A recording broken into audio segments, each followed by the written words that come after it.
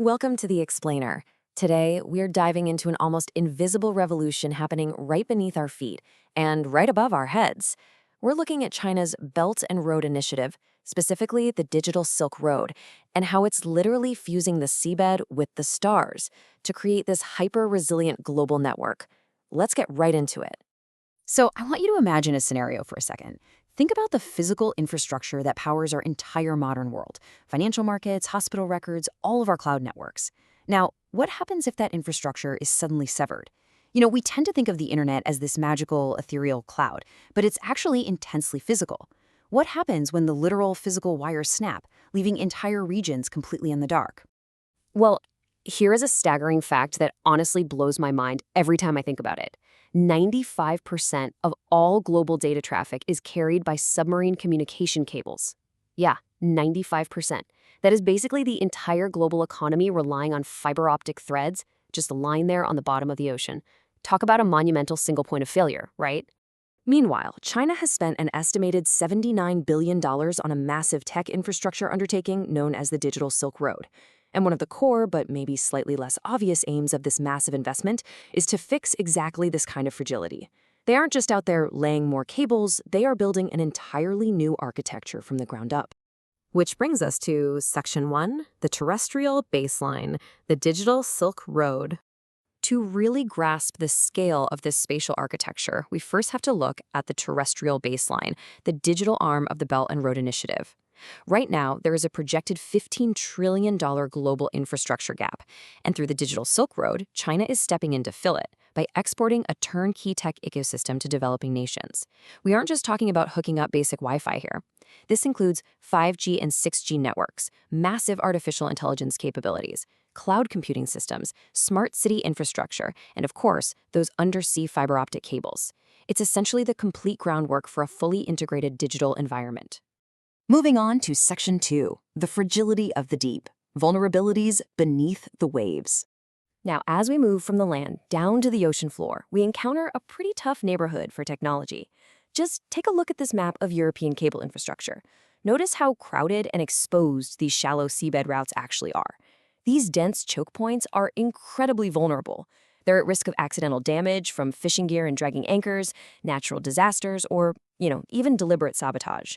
The absolute lifeblood, the arteries of our digital world, are basically just lying right out in the open. And what's really fascinating here is the sheer math behind the threat. Trying to protect thousands of miles of seabed yields heavily diminishing returns. Why? Because the economic impact of severing a high-capacity cable is absolutely massive, yet the cost and effort required to actually break one is incredibly low. A single dragging anchor from a ship in a shallow water segment can inflict outsized economic damage across multiple countries, while repairing that single break can cost anywhere from 3 to 8 million euros and take weeks to fix. And look, this isn't just theoretical. In early 2024, an underwater landslide off the coast of Côte d'Ivoire severed 4 major cables simultaneously. Because the system had zero redundancy, 16 African nations were plunged into a sudden, crippling internet blackout. This recent crisis in West Africa, alongside things like the severing of the Svalbard cable back in 2022, perfectly illustrates exactly why isolated standalone cable networks are just a massive critical liability. So how do you fix it? That brings us to Section 3, the orbital ambition, the race to orbit. To solve the extreme fragility of the deep, we actually have to zoom all the way up to low Earth orbit. Enter China's SatNet. They're aggressively building a mega constellation program called Guiwang, or National Network, with the goal of deploying nearly 13,000 low Earth orbit broadband satellites. This is the deliberate, massive move to position themselves in the highly strategic space-based telecommunications sector, going head-to-head with Western networks like Starlink. But here's the key takeaway. This isn't just a completely separate space race. It all connects back to everything we've just covered. Take a look at this concept of a space information corridor mentioned in a Chinese white paper. It shows that China's orbital ambition is directly and fully integrated into the Belt and Road Initiative, fusing space-based infrastructure right into their existing terrestrial alliances. Which leads us to Section 4, the hybrid integration, an unbreakable network. This right here is the absolute crux of this explainer.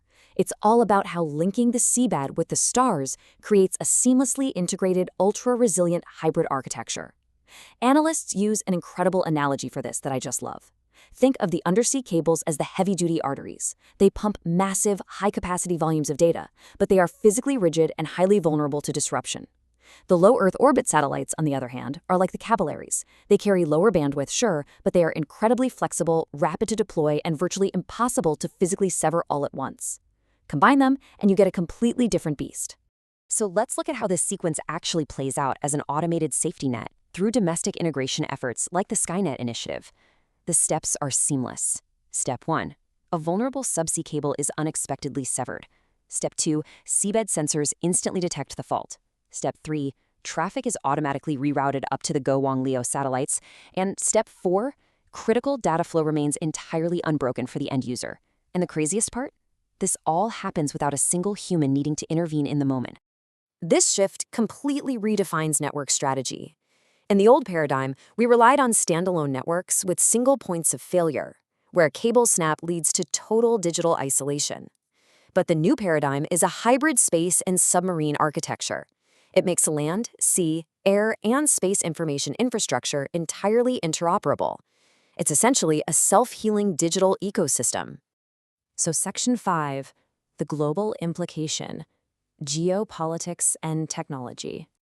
Impartially observing this massive shift, we really have to ask what this turnkey, resilient tech ecosystem means for the rest of the globe.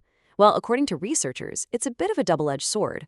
On one hand, developing nations gain immediate, massive leapfrogging capabilities. Since 70% of Africa's 4G infrastructure is already built by Huawei, plugging right into this new satellite network is practically frictionless. However, security analysts do point out that this creates deep path dependencies on Chinese standards, raising serious concerns over who ultimately controls international data flows and the potential standardization of techno-authoritarian norms regarding that data control. As this explainer illustrates, the race is no longer just about laying cables on the ocean floor or launching rockets into orbit. It's about fusing them together into a single, unbreakable organism, leaving us all to wonder, as the seabed and the stars merge into one seamless network, who will ultimately architect and control the physical infrastructure of the future web? Something to think about. Thanks so much for joining me today to learn about this, and I'll catch you next time.